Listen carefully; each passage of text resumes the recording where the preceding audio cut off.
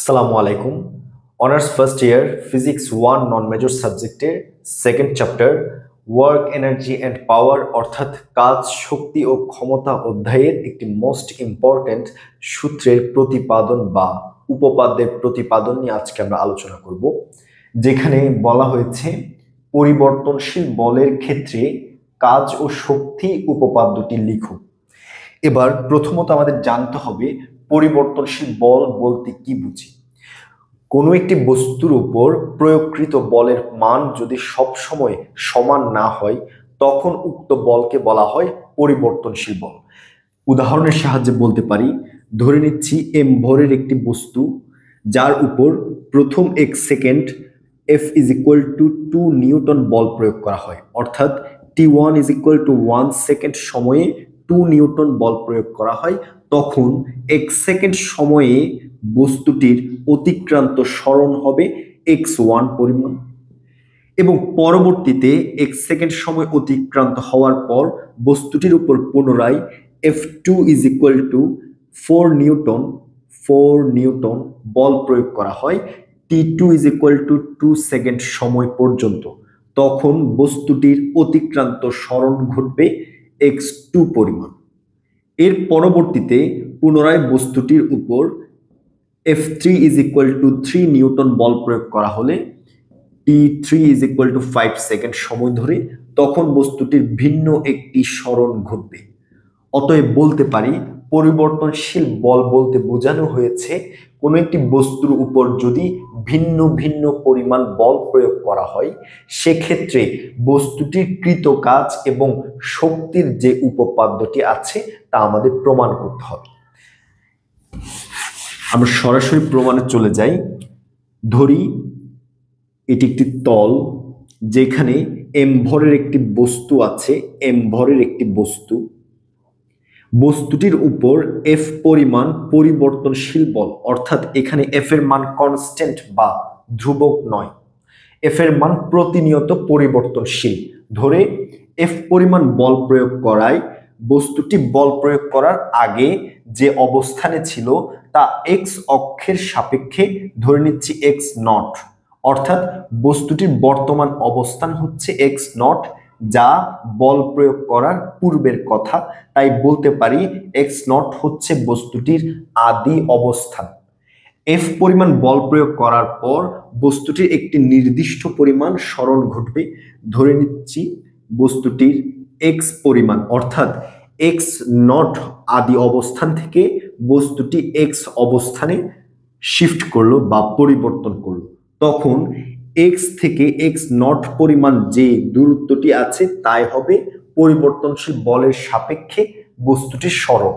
অতএব বলতে পারি এম ভরের বস্তু এক্স নট আদি অবস্থানে থাকাকালীন এফ পরিমাণ পরিবর্তনশীল বল প্রয়োগ করা হলে তখন বস্তুটির অবস্থান পরিবর্তন হয়ে এক্স অবস্থানে আসলে তখন তার মধ্যবর্তী সরণের পার্থক্য হবে এক্স মাইনাস এক্স নট, অর্থাৎ ডেল এক্স সরণের পরিমাণ হবে এক্স মাইনাস এক্স নট, যেখানে বস্তুটির আদি অবস্থান হচ্ছে এক্স নট এবং শেষ অবস্থান হচ্ছে এক্স।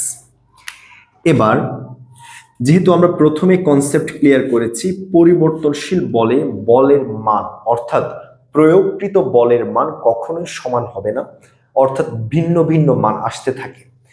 তাই বলা যায় এম বস্তুর উপর এফ পরিমাণ বল প্রয়োগ করার পর বস্তুটির এক্স পরিমাণ সরণ ঘটে, কিন্তু এখানে প্রতি অবস্থানের জন্য এফ এর মান ভিন্ন।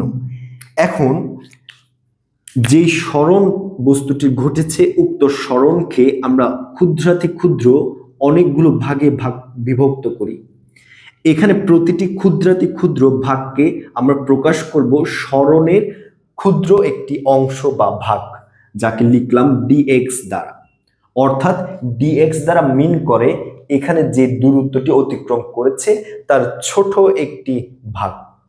এই ছোট ভাগের জন্য এফ অর্থাৎ এই এফ এর মান পরিবর্তনশীল বলের মান প্রতিটি ছোট ছোট যে ভাগগুলো আছে তার জন্য ধ্রুবক বা ফিক্সড ধরে নিতে হবে। পুনরায় জিনিসটি একটু ক্লিয়ার করি। এখানে এফ যে বলটি আছে তা হচ্ছে পরিবর্তনশীল বল, অর্থাৎ এফ এর মান প্রতিনিয়ত পরিবর্তন হবে।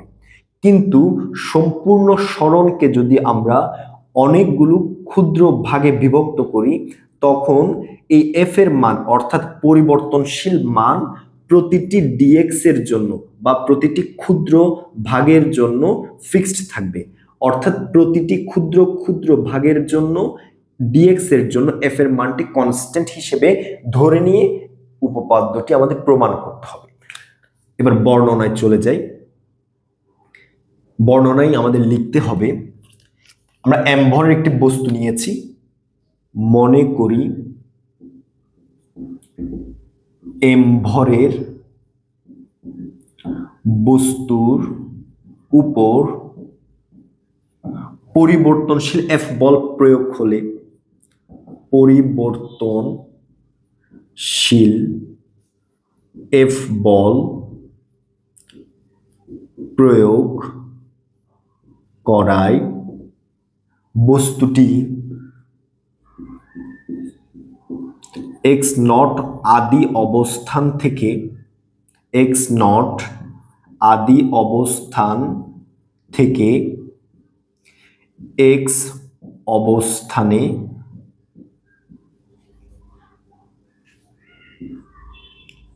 চলে যায় বা সরণ ঘটে। এক্স অবস্থান পর্যন্ত সরণ ঘটে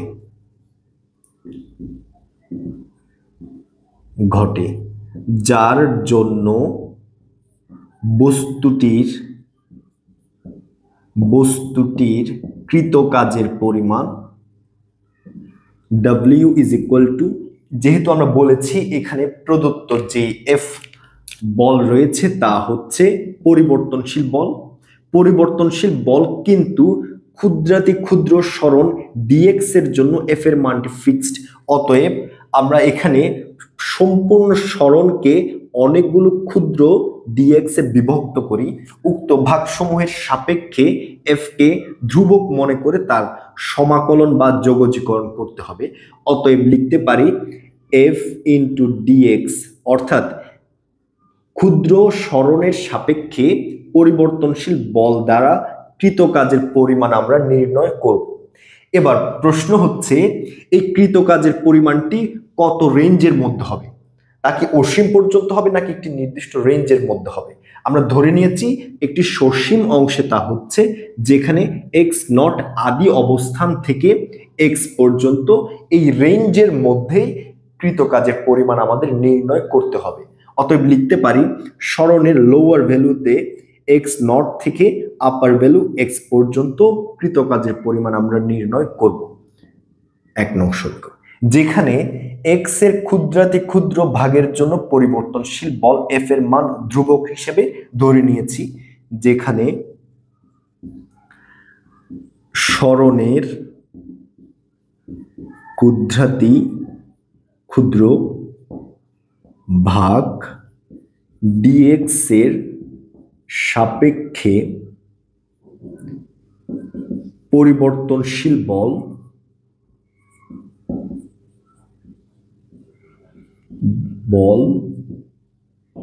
এফ এর মান সমান বা ধ্রুবক হিসেবে ধরা যায়। অর্থাৎ ক্ষুদ্র ডিএক্স এর জন্য পরিবর্তনশীল বল এফ এর মান আমরা প্রতিটি ডিএক্স এর জন্য সমান হিসেবে ধরে নিব। অর্থাৎ এখানে প্রতিটি ক্ষুদ্র ক্ষুদ্র ভাগের জন্য এফ এর মান সমান, এইভাবে ধরে 1 নং ইকুয়েশনটি আমরা স্টেবল করব। এবার দ্বিতীয় অংশে আমরা পাই যদি প্রয়োগকৃত বলের পরিমাণ পরিবর্তনশীল হয় তাহলে অবশ্যই বস্তুটির বেগের পরিমাণও পরিবর্তনশীল হবে। যদি বেগের পরিমাণ পরিবর্তনশীল হয় অবশ্যই বস্তুটির ত্বরণও পরিবর্তনশীল হবে। জিনিসটা একটু ক্লিয়ার করি। ধরি এম ভরের একটি বস্তু যার উপর প্রথমে F is equal to 1 Newton বল প্রয়োগ করা হয়েছে। যদি বস্তুটির উপর 1 নিউটন বল প্রয়োগ করা হয় তখন বস্তুটির বেগ প্রাপ্ত হয়েছে ধরে নিচ্ছি 5 মিটার পার সেকেন্ড। অনুরূপভাবে বস্তুটির উপর যদি F2 is equal to 5 Newton বল প্রয়োগ করা হয় তখন বস্তুটির প্রাপ্ত বেগের পরিমাণ হবে সাপোজ 30 মিটার পার সেকেন্ড। অর্থাৎ প্রয়োগকৃত বল যদি ভিন্ন হয় তখন যে প্রাপ্ত বেগ আছে তার মানও ভিন্ন আসবে। অতএব বলা যায় প্রয়োগকৃত বলের উপর নির্ভর করে প্রাপ্ত বেগের মান পরিবর্তনশীল হয়। আবার বেগের পরিবর্তনের হারকে বলা হয় ত্বরণ। অর্থাৎ বেগের পরিবর্তনকে সময় দিয়ে ভাগ করলে যে অংশটি পাই তাকে বলা হয় ত্বরণ। অতএব বেগের পরিবর্তন হলে অবশ্যই ত্বরণের পরিবর্তন হবে। আবার আমরা জানি, অতএব আমরা একটু ত্বরণের সূত্রটি লিখি। ত্বরণ A is equal to v minus v not, যেখানে ভি দ্বারা বোঝায় শেষ বেগ, ভি নট অর্থ আদি বেগ, ডিভাইডেড বাই টি। অর্থাৎ বেগের পরিবর্তন ঘটলে ত্বরণেরও পরিবর্তন ঘটবে। নিউটনের সূত্র থেকে জানি F is equal to M A. যদি ত্বরণের পরিবর্তন ঘটে অবশ্যই বল পরিবর্তনশীল বা এফ এর পরিবর্তন ঘটবে। অতএব বলের পরিবর্তন ঘটলে ত্বরণের পরিবর্তন ঘটবে, অথবা উল্টোভাবে বলতে পারি ত্বরণের পরিবর্তন ঘটলে বলের পরিবর্তন ঘটবে। অতএব এই কনসেপ্টটি আমরা কাজে লাগিয়ে পাই। তার আগে আরো একটি জিনিস আমাদের ক্লিয়ার করতে হবে। ধরি সরণকে এক্স দ্বারা প্রকাশ করা হয়, বেগ বি এবং ভি নট দ্বারা, যেখানে ভি নট আদি বেগ, ভি শেষ বেগ, ত্বরণ এ দ্বারা প্রকাশ করে। এক্ষেত্রে আমরা জানি কোনো একটি বস্তুর যে সরণ ঘটবে তার হারকে বলা হয় বেগ, অর্থাৎ v is equal to x by t. যদি পরিবর্তনশীল বেগ হয় তখন সরণের মানও পরিবর্তনশীল হবে, অর্থাৎ x minus x naught divided by t minus t naught. X minus x নটকে আমরা লিখতে পারি del x, t minus t নটকে লিখতে পারি ডেল টি, অর্থাৎ সরণের পরিবর্তন অথবা সময়ের পরিবর্তন। Del x divide by del t অংশকে যদি আমরা অন্তরীকরণের সাহায্যে প্রকাশ করি তখন d d t of x আকারে লিখতে পারি, অর্থাৎ সময়ের সাপেক্ষে কোনো একটি বস্তুর সরণের হারকে বলা হয় বেগ। সো আমরা লিখতে পারি বেগ v is equal to d d t of x. অনুরূপ ওয়েতে আমরা জানি ত্বরণ a is equal to v minus v naught divided by t. যদি সময়ের পরিবর্তিত হয় তখন লিখব t minus t naught, v minus v naught শেষ বেগ মাইনাস আদি বেগ ইজ ইকুয়াল টু বেগের পরিবর্তন, শেষ সময় মাইনাস আদি সময় is equal to del t, যাকে ডিফারেন্সিয়েশনের সাহায্যে লিখলে d d t of v আকারে লিখতে পারি। অতএব এখানে লেখা যায় a is equal to d d t of v, অর্থাৎ সরণ এক্স বেগ ভি এবং ত্বরণ এ হলে v is equal to d d t of x এবং ত্বরণ a is equal to d d t of v. প্রযুক্ত বল অসমান হলে ত্বরণ এ অসমান হবে। এতটুকু অংশ আমরা লিখতে পারি। এরপর আমরা জানি F is equal to m into a, যেখানে এ হচ্ছে ত্বরণ, অর্থাৎ m is equal to a. একটু আগে আমরা লিখেছিলাম ত্বরণ a is equal to d d t of v, d d t of v. এবার অপারেটর দ্বয়কে যদি আমরা আলাদা করতে চাই তখন লিখব উপরে ডিবি, হরের জায়গা খালি, এবং হরের অংশে ডিটি। দেখতে পাচ্ছি উভয় অংশ খালি আছে। এবার এই অংশতে আমরা এমন একটি মান বসাবো যা একটু আগে আমরা শিখে এসেছি, v is equal to d d t of x. দেখতে পাই ডিটি নিচে আছে, যদি উপরের এই অংশে ডিএক্স আনতে পারি তখন d d t of x is equal to V, এই সূত্রটি প্রয়োগ করতে পারবো। যেহেতু লবের অংশে ডিটি এনেছি অতএব অবশ্যই হরের এই অংশে একটি ডিএক্স আনতে হবে। So d d t of x অংশে ভি বসিয়ে পাই m into d d x into v into v, d d x of v into v, d d t of x এর অংশে ভি বসালাম। অতএব সুতরাং f is equal to m into v into d dx of v. প্রদত্ত f এর যে মান আমরা নির্ণয় করেছি তা 1 নং সমীকরণে বসিয়ে পাই। যদি f এর মান, এখানে f হচ্ছে একটি পরিবর্তনশীল বল, পরিবর্তনশীল ত্বরণের সাপেক্ষে পরিবর্তনশীল বল নির্ণয় করেছি। উক্ত পরিবর্তনশীল বল যদি এখানে বসাই বা ইনপুট করি তখন যে কাজের পরিমাণ নির্ণয় হবে তাই হচ্ছে পরিবর্তনশীল বলের ক্ষেত্রে কাজ ও শক্তির উপপাদ্য। অর্থাৎ প্রথমে আমরা কাজ নির্ণয় করব, উক্ত কাজ এবং শক্তির মধ্যকার যে রিলেশন থাকবে তা পরবর্তী অংশে দেখানো হবে। সো 1 নং সমীকরণে f এর মান বসিয়ে পাই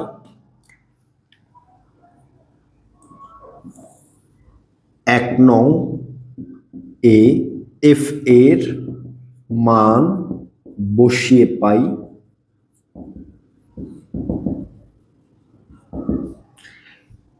w work is equal to integration of x naught to x, f এর স্থলে বসাবো m v into dv dx into dx। এবার মান ইনপুট করার পর দেখতে পাই dx এবং dx অংশ পরস্পর কাটাকাটি যাওয়ার পর অপরিবর্তিত অবস্থায় থাকবে mv into dv। Be careful, এই অংশটি একটু ভালো করে খেয়াল করবেন। Integration of x naught to x upper level lower level, এতটুকু। এই লাইনটি এখনো কেউ লিখবেন না, এখানে একটু পরিবর্তন হবে। প্রথমে লিখছি এম ভি, অবশিষ্ট আছে ডিবি। আমরা জানি ভর হচ্ছে একটি ধ্রুবক রাশি, ইন্টিগ্রেশনের মধ্যে কোনো ধ্রুবক রাশির কাজ হয় না, তাই এই ধ্রুবক অংশকে ইন্টিগ্রেশনের বাইরে এনে পাই is equal to m into integration of x naught to x। অতএব এখান থেকে m অংশটি বাদ। দেখতে পাচ্ছি ইন্টিগ্রেশনের মধ্যে আছে b into dv, যেখানে অপারেটর হিসেবে কাজ করছে db। প্রথম লাইন এবং 1 নং সমীকরণে অপারেটর ছিল dx, তাই আপার লিমিট এবং লোয়ার লিমিট ছিল x এর সাপেক্ষে। কিন্তু এক্ষেত্রে দেখতে পাচ্ছি অপারেটর হিসেবে আছে ডিবি অর্থাৎ বেগের মান, কিন্তু লিমিট হিসেবে দেওয়া আছে এখনো সরণ। সো এই সরণের যে অংশগুলো আছে তাদেরকে বেগে রূপান্তর করতে হবে। এক্স নট এবং এক্স এই উভয় সরণকে বেগের সাপেক্ষে পরিবর্তন করতে হবে। কিভাবে আমরা এক্স নট এবং এক্স কে পরিবর্তন করব তা প্রদত্ত চিত্রের সাহায্যে ব্যাখ্যা করতে পারি। ধরি বস্তুটি এক্স নট অবস্থানে যখন ছিল, অর্থাৎ আদি অবস্থানে যখন ছিল, তখন বস্তুটির বেগ হচ্ছে আদি বেগ বি নট। এফ পরিমাণ পরিবর্তনশীল বল প্রয়োগ করার পর যখন বস্তুটি এক্স পরিমাণ সরণ ঘটল তখন বস্তুটির প্রাপ্ত বেগের মান ভি, অর্থাৎ আদি অবস্থানে বস্তুর আদি বেগ ভি নট, শেষ অবস্থানে বস্তুর শেষ বেগ ভি। অতএব বলতে পারি এক্স নট এর পরিবর্তে বসাতে পারবো ভি নট, এক্স এর পরিবর্তে ভি। উপরোক্ত অংশ ইন্টিগ্রেশনে বসিয়ে পাই, অর্থাৎ এখানে যখন অপারেটর যা আসবে লিমিটের মান উক্ত অপারেটরের সাপেক্ষে পরিবর্তন করে বসাতে হবে। ইন্টিগ্রেশনে এই নিয়ে বিস্তারিত আলোচনা আছে। এখানে লিখব এক্স নট এর পরিবর্তে ভি নট এবং এক্স এর পরিবর্তে ভি। এবার m into integration of v naught to v, v into dv. ইন্টিগ্রেশনের ফার্স্ট যে সূত্রটি ছিল আমাদের তা হচ্ছে integration of x to the power n dx is equal to x to the power n plus one divided by n plus one. অতএব integration of x dx is equal to হবে, যেখানে x এর পাওয়ারে আছে one, অতএব x to the power one plus one divided by 1 plus 1 is equal to x square divided by 2। অনুরূপ সূত্র প্রয়োগ করে উক্ত ইন্টিগ্রেশনের মান পাই is equal to m into integration of, যখন সূত্র প্রয়োগ করব তখন ইন্টিগ্রেশন চিহ্ন আর বসবে না, লিখতে পারি বি স্কোয়ার, যেহেতু এক্স এর পরিবর্তে ভি আছে, operator d v, so x square divided by 2 এর পরিবর্তে ভি স্কোয়ার ডিভাইড বাই 2। এবার যখন লিমিট দেওয়া থাকে, অর্থাৎ এই অংশে এ টু বি, লোয়ার লিমিট এ আপার লিমিট বি, লিমিট যুক্ত ইন্টিগ্রেশনের ক্ষেত্রে থার্ড ব্র্যাকেট ইউজ করতে হয়, যেখানে হাতের ডান পাশে লোয়ার লিমিট নিচে, আপার লিমিট উপরে, অনুরূপভাবে পরবর্তী অংশে বি বাই এ। এবং পরবর্তী লাইনে আমাদের কাজ আছে, তার আগে এখানে লিখতে পারি থার্ড ব্র্যাকেট আপার limit V, lower limit V naught, V naught V.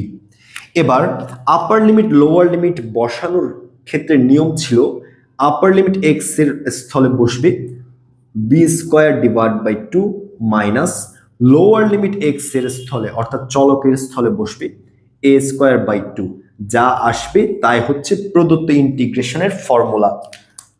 So লিখতে পারি এম ইন্টু আপার লিমিট চলকের স্থলে বসিয়ে পাই ভি এর স্থলে ভি বসালে অনুরূপ v square by 2 minus lower limit চলকের স্থলে বসিয়ে পাই v naught square divided by 2।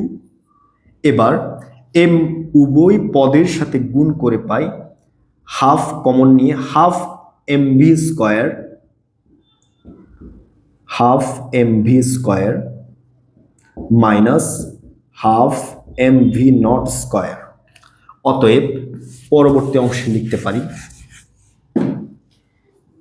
এবার হাফ এম ভি স্কোয়ার, ছোটবেলা থেকে আমরা শিখে এসেছি কোনো একটি বস্তুর কাইনেটিক এনার্জি বা গতিশক্তি নির্ণয়ের সূত্র হচ্ছে হাফ ইন্টু বস্তুর ভর ইন্টু বস্তুর বেগের বর্গ। অর্থাৎ কোনো একটি বস্তুর কাইনেটিক এনার্জি বা গতিশক্তি হচ্ছে half into m into v square. এবার এখানে দুটি গতিশক্তি আছে, গতিশক্তিদ্বয় কোন অবস্থানের জন্য কি তা যদি একটু নির্ণয় করে দেখতে পাই, এখানে প্রথম অবস্থানটি হচ্ছে আদি অবস্থান। আদি অবস্থানে বস্তুটির ভর এম, বেগ ভি নট, অর্থাৎ আদি অবস্থানের জন্য বস্তুর কাইনেটিক এনার্জি বা গতিশক্তি হবে কে আই, অর্থাৎ initial kinetic energy. Initial kinetic energy বা আদি গতিশক্তি কে আই ইজ ইকুয়াল টু হবে হাফ ইন্টু এম ইন্টু বেগের বর্গ ভি নট স্কোয়ার। অনুরূপভাবে বলতে পারি শেষ অবস্থানের ক্ষেত্রে বস্তুর গতিশক্তি হবে কে এফ, অর্থাৎ ফাইনাল কাইনেটিক এনার্জি বা শেষ গতিশক্তি, তখন তার সূত্র হবে হাফ ইন্টু বস্তুর ভর এম ইন্টু বি স্কোয়ার। অতএব আমরা লিখতে পারি হাফ এম বি স্কোয়ার পরিবর্তে K F minus half m v naught স্কোয়ারের পরিবর্তে K I is equal to K F minus K I, যেখানে কে এফ এবং কে আই দ্বারা আদি গতিশক্তি এবং শেষ গতিশক্তি মিন করে। এবার সর্বশেষ গতিশক্তি থেকে, অর্থাৎ শেষ গতিশক্তি থেকে আদি গতিশক্তি যদি মাইনাস করা হয়, তখন আমরা গতিশক্তির পার্থক্য নির্ণয় করতে পারবো, যাকে প্রকাশ করা হয় ডেল কে দ্বারা। অতএব লিখতে পারি K F minus K I is equal to del K. সুতরাং পরিবর্তনশীল বলের ক্ষেত্রে কাজ W is equal to del K বা গতিশক্তির পার্থক্যের সমান। যেহেতু পরিবর্তনশীল বলের জন্য কাজ হচ্ছে ডব্লিউ এবং উক্ত কাজের জন্য শক্তির যে সম্পর্কটি আছে তা আমরা নির্ণয় করেছি, অতএব বলতে পারি পরিবর্তনশীল বলের ক্ষেত্রে কাজের পরিমাণ হচ্ছে গতিশক্তির পার্থক্যের সমান বা গতিশক্তির পরিবর্তনের সমান। সুতরাং লিখতে পারি পরিবর্তনশীল বলের ক্ষেত্রে কাজের পরিমাণ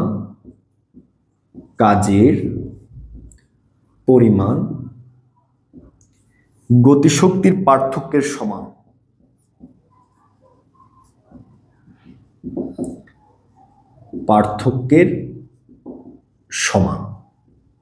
আশা করি ইম্পর্টেন্ট এই উপপাদ্যটি ভালোভাবে বুঝতে পেরেছেন। আসসালামু আলাইকুম।